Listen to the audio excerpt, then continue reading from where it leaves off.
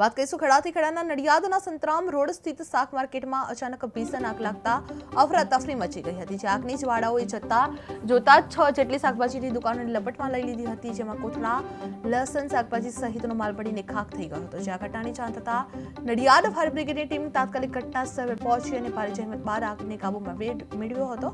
જે આગમાં લાખો રૂપિયાનું નુકસાન થયું હોવાનું અનુમાન છે, જ્યારે આગ લાગવાનું ચોક્કસ કારણ હજી સુધી જાણવા મળ્યું નથી। જે નડિયાદ શાક માર્કેટમાં ભીષણ આગ ભભૂકી ઉઠી હતી।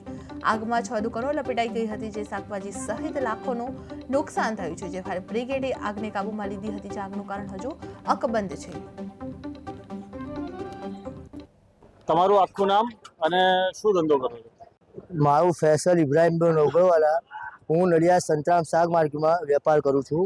મારી પોતાની દુકાન છે। શું આજે શું ઘટના બની છે, કેવી રીતે બની, ક્યારે બની અને કેટલું નુકસાન ગયું? ઘટના તો એવી બની છે, બધા કોઈ વેપારી હતું નહીં હાલની અંદર, બધા પોતપોતાના ઘરે જતા રહ્યા। બપોરે બનાવ બન્યો 12-12:30 વાગે, જ્યારે ઘરેથી ફોન આવ્યો કે ભાઈ દુકાનોની અંદર આગ લાગી છે।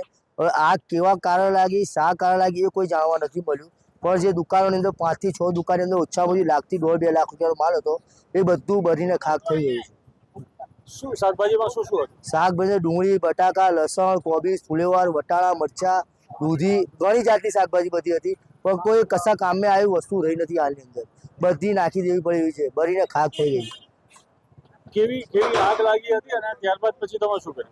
આગ તો નોર્મલ લાગેલી પહેલા શરૂઆતમાં, પણ જ્યારે આગ લાગી એવી ફાયર બ્રિગેડને જાણ કરી કે ભાઈ નડિયાદ સંતરામ શાક માર્કેટમાં આગ લાગી છે, તો ફાયર બ્રિગેડની ટીમ આવી, ઘટના સ્થળે આવી, આગને કાબૂમાં મેળવી લીધી છે, પણ નુકસાન શાકભાજીને થોડું ઘણું વધારે થયું છે। આપનું આખું નામ ને પરિચય? મારું નામ Gadhvi Chirag, station fire officer, Nadiad fire and emergency service.